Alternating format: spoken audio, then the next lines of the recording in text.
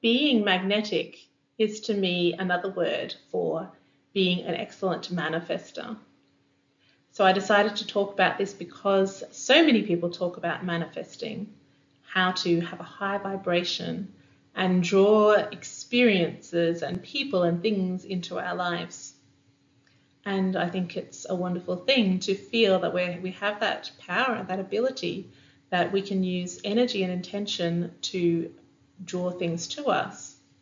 This is something that we didn't probably grow up knowing about. We thought that we were a victim of our lives, our circumstances, our upbringing.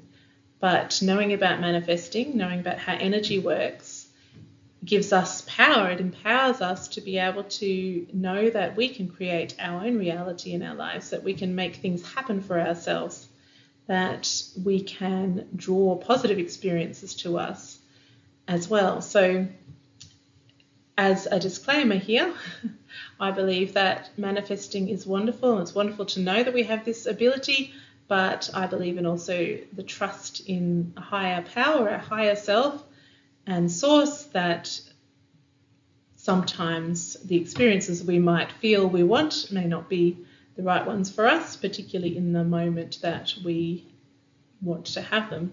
So it's a balance to me of the trusting and allowing, as well as using that intention to ensure that we have a positive experience of our lives.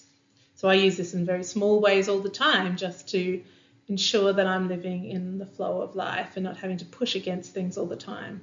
So Louise Hay called it the green lights and the parking spaces. So you could think of that. So knowing that you'll have a green light, or knowing that you'll find a good parking space, is just being in that flow, expecting positive outcomes whenever we can, and seeing that manifest. So we can do the same with big things as well. But just knowing when is time to allow and trust and just be in that flow, rather than always having to push against energy, because energy can choose where it wants to go. A friend of mine here mentioned that the other day, that energy may not want to be forced in ways that we want to force it. It has a free will to flow in the way that it chooses as well. So it's all being in balance and harmony with that, being part of the universal energies rather than choosing to control them. We're not playing God. We're playing the game of life, and we're trusting and allowing that flow and that the higher perspective, and that our higher self will guide us to the experiences that are best for us. So being a magnet is a type of energy that we can create that magnetizes things to us and people to us. It's a way of being that is an energy that is attractive to others. So whether this is a calmness or a loving energy or a charismatic energy that we have, or all of those at once, it's someone who sees the world through rose-coloured glasses, who sees the best in people, looks for the best, who has appreciation, gratitude for what they have, what's around them. Someone who trusts that things are flowing, rather than always worrying about things and being afraid. So I think an energy that attracts others is an energy that has belief, has faith, has enthusiasm and joy and playfulness. And I know that we can't always feel these ways, but it's being truthful in the moment, being emotionally truthful, where we meet what is there, but we take the most positive perspective to it. So it's okay to have so-called negative emotions, or sadness or grief or anger. These are all a very important part of our emotional landscape, but also it's reaching for a good feeling thought when we can, and often that can happen through our appreciation of what's around us, our appreciation of beauty, of kindness and joy and love in others, in the environment, in our work, in our surroundings, the things that we've created. It comes from being creative and playful and joyful in our life, and as well as acknowledging all the deeper emotions and more complex emotions at the same time. So this comes out also in the way we look. I think a lot of us want to hide and want to be invisible, and I think it's not as easy to be magnetic if you're invisible.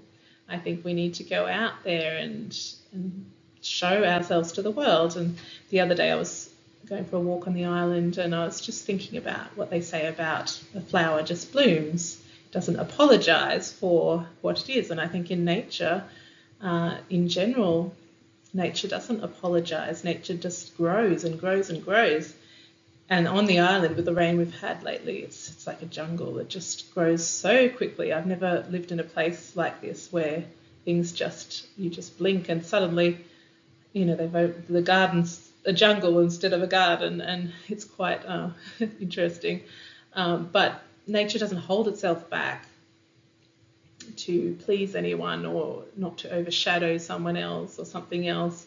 Nature just grows, and I think that we're here for the same purpose. We're here to experience with the aim of soul growth. So I think we need to remember not to hold ourselves back from growth for any reason, because this won't serve anybody. It won't serve us, and it won't serve anybody around us either. That's an illusion where we think that maybe if we hold ourselves back, we'll be doing someone a favour. But actually our expansion, our growth expands everything around us, everything in our reach. So this should be our focus on just blooming, just expanding and going towards growth in every moment. And that means expressing in the world as well, rather than hiding, being someone who people notice, because in that way we will draw the people in our lives that will help us to grow and come to the next level of our expression and growth and creativity. So the more we stand out in the right way, without pushing against the energy, but just allowing things to magnetize to us by just being who we are and being in this beautiful energy that we can have, that's the way to magnetize.